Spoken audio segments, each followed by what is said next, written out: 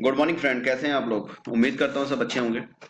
आज हमारा जो टॉपिक है वो है स्पार्क प्लग गैप कैसे चेक करते हैं और इसकी वर्किंग के बारे में थोड़ा सा बताएंगे। तो आज मैं आपको बताने वाला हूँ स्पार्क प्लग। तो स्पार्क प्लग पेट्रोल गाड़ी में यूज किया जाता है और इसका एक अहम रोल होता है गाड़ी के अंदर। स्पार्क प्लग जो गाड़ी में दिए जाते हैं वो जनरली सिलेंडर के हिसाब से दिए जाते हैं। जितने ज़्यादा सिलेंडर होंगे उतने ही स्पार्क प्लग दिए जाएंगे। अगर 4 सिलेंडर हैं इंजन के अंदर तो 4 ही स्पार्क प्लग यूज किए जाएंगे। तो पर सिलेंडर एक इंजेक्टर हो, एक स्पार्क प्लग हो सकता है। तो स्पार्क प्लग जो है वो देने का पर्पज ये होता है कि जो फ्यूल और एयर का मिक्सचर होता है ऑटोमाइज फॉर्म में, उसको कंबशन किया जाए, यानी उसको बर्न किया जाए। तो इससे जो स्पार्क निकलेगा कंबशन चैम्बर में,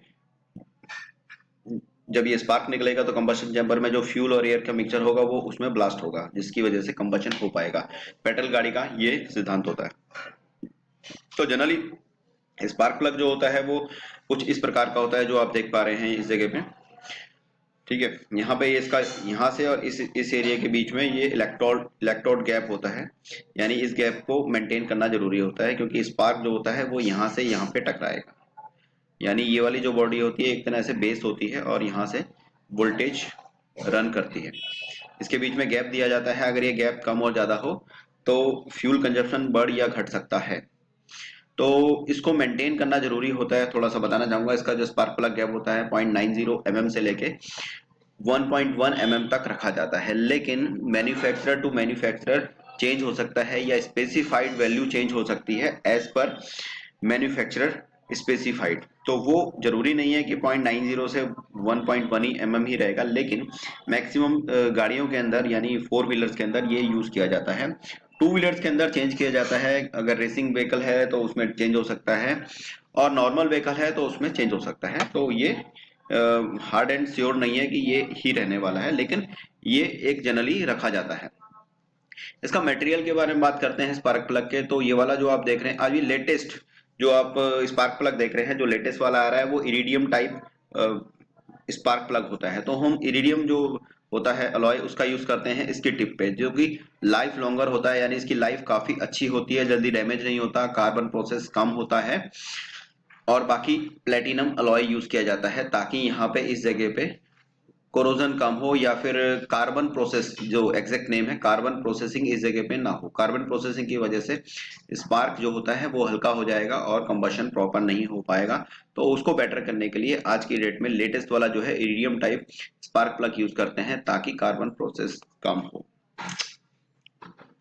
ठीक है, अभी आप इसकी आउटर बॉडी देख पा रहे हैं स्पार्क प्लग की। तो ये जो पोर्शन आप देख पा रहे हैं ये टर्मिनल होता है स्पार्क प्लग के। जो इग्निटर होते हैं या स्पार्क प्लग की जो वायर होती है वो इस जगह पे आके फिक्स करते हैं। आउटर बॉडी जो यहाँ पे आप देख पा रहे हैं ये एक तरह का सिरेमिक होता है। कोरोगेशन ये जो दिया जाता है एक तरह को सेपरेशन के तौर पे ये दिया जाता है। ये इसको हम जो मटेरियल होता है ये नॉन कंडक्टिव होता है, यानी कंडक्शन इसमें नहीं हो पाएगा। उसके अलावा ये जो पोर्शन आप देख रहे हैं स्पेशल पैकिंग है, ये पैकिंग दी जाती है ताकि सील्डेड अवस्था में रहे, पानी या फिर मॉइस्चर अंदर ना जाए। और यहाँ पे ये जो देख रहे हैं इंसुलेटर होता है ताकि ये वाला पोर्शन जो है जिसमें वोल्टेज आ रही है रन करती है वो आउटर बॉडी यानी बेस से टकराए ना, यानी कि अर्थ से ना टकराए, जो हमारी नेगेटिव होता है। उसके अलावा हेक्स साइज, ये साइज दिखा रखा है, इसका हेक्स साइज है। और बाहर का ये जो आप लेयर देख रहे हैं ये वाला जो आप देख रहे हैं लेयर, ये सिरेमिक का होता है। सिरेमिक रजिस्टर है यहाँ पे। ठीक है, रजिस्टर दे रखा है सिरेमिक का।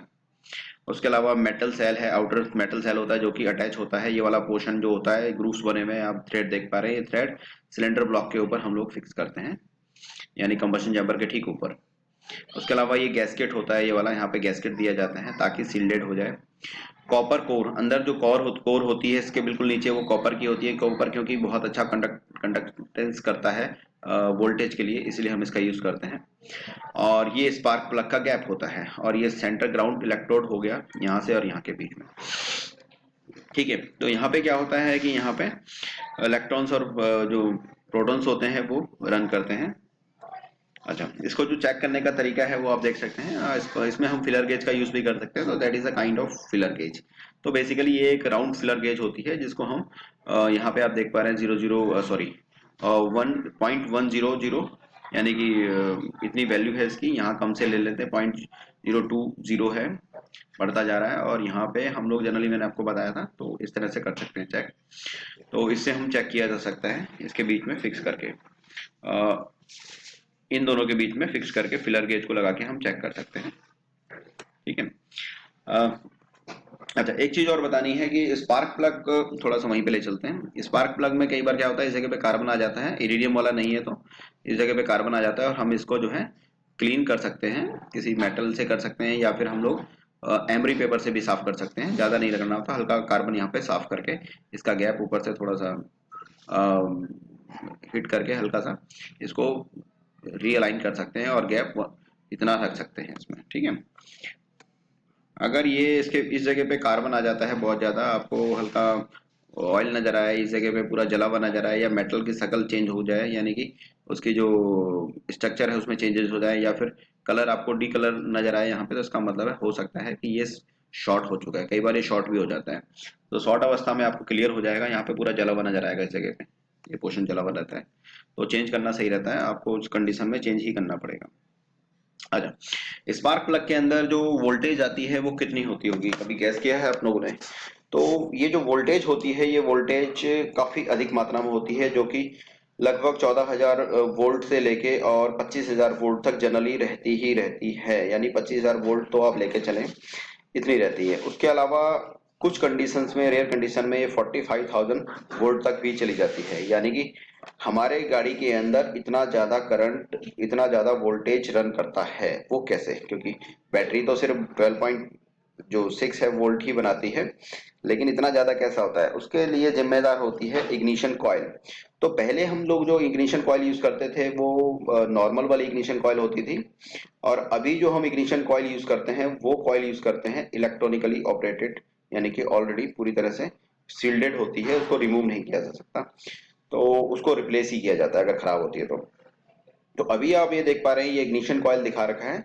इग्निशन कॉइल बिल्कुल ये मैं थोड़ा सा इसका डायग्राम पहले समझा देता हूँ, फिर वर्किंग बताऊंगा।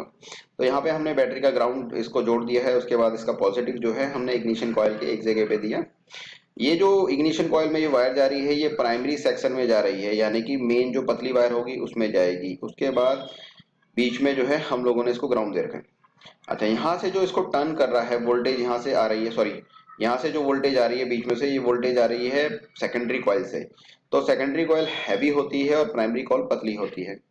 तो आप ये लेके चलें कि पहले प्राइमरी कॉइल में करंट जाएगा, यहाँ पे फैराडे का जो नियम होता है वो लागू होता है कि हम लोग इसको जो है प्राइमरी कॉइल को सेकेंडरी कॉइल से सेपरेट करते हैं। बीच में एक हम लोग मटेरियल यूज करते हैं सेपरेशन के लिए, जो कि कंडक्टेंस जनरेट नहीं करता है। तो यहाँ पे मैग्नेटिक इंडक्टेंस जो बेस होता है वो जनरेट होता है। तो प्राइमरी कॉइल में जब करंट जाएगा तो सेकेंडरी कॉइल से उसमें कांटेक्ट नहीं होता है, तो प्राइमरी कॉइल में करंट जाने से कंडक्टेंस जो बनेगा उसकी मदद से हम लोग सेकेंडरी कॉइल में करंट को जंप करवाते हैं, जो कि हाई वोल्टेज में ही होता है, और उसको हम ट्रांसफर करते हैं सेपरेशन वाले डिवीजन में, इस जगह पे। तो यहाँ से इसके बाद ये स्पार्क प्लग में रन करता है। ओके, ये थोड़ा सा वर्किंग डायग्राम दिखा रखा है, जो कि हमारी इंडक्टेंस कॉइल या ना जो कॉइल होती है, इग्निशन कॉइल होती है, उसका एक वर्किंग डायग्राम आप देख पा रहे हैं कि वो थोड़ा सा समझाने की कोशिश की गई है कि वो कैसे काम करता है। तो यहाँ पे हम देखेंगे तो यहाँ पे एक हम लोगों ने स्विच दे रखा है जो कि बैटरी से आ रहा है, इसलिए हम इसको एक्सटर्नल यानी बैटरी से ले रहे हैं, टर्मिनल स्विच है। उसके अलावा यहाँ पे प्राइमरी कॉइल होगी, और बीच में सेपरेशन के लिए हम लोगों ने यहाँ पे कागज की तरह एक मटेरियल होता है उसका यूज किया जाता है। इस जगह पे हम लोग प्राइमरी कॉइल में करंट का वोल्टेज को फ्लो करवाते हैं, जो कि 12 वोल्ट सप्लाई होती है। ठीक है। तो यहाँ पे क्या होगा, ये थोड़ा सा यहाँ पे इसको अटैच कर रखा है, लेकिन बेसिकली अटैच नहीं होता है। यहाँ पे इस जगह पे वोल्टेज दी जाती है, और सेकेंडरी कॉइल में वोल्टेज जंप करता है हाई वोल्ट के रूप में, जो कि वायर होती है उसमें जंप करेगा, और जंप करने के बाद वो आगे जाएगा और हाई वोल्टेज जनरेट करेगा। तो हाई वोल्टेज जो जनरेट करता है वो जनरेट करेगा 25,000 वोल्ट, 45,000 वोल्ट तक हो सकता है, और उसको हम डायरेक्टली ट्रांसफर करते हैं स्पार्क प्लग में।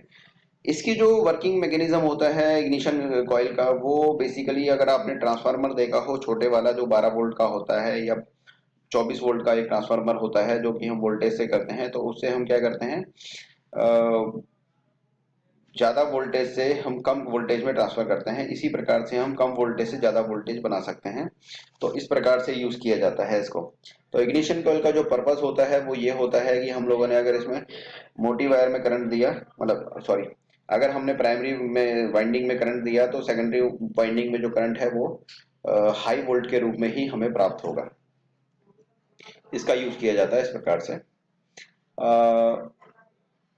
ओके, अभी तो कोई क्वेरी नहीं है, अगर कुछ क्वेरी हो तो आप इसमें मेल पे सेंड कर सकते हैं, मैं इसके बारे में बताऊंगा आपको। ठीक है।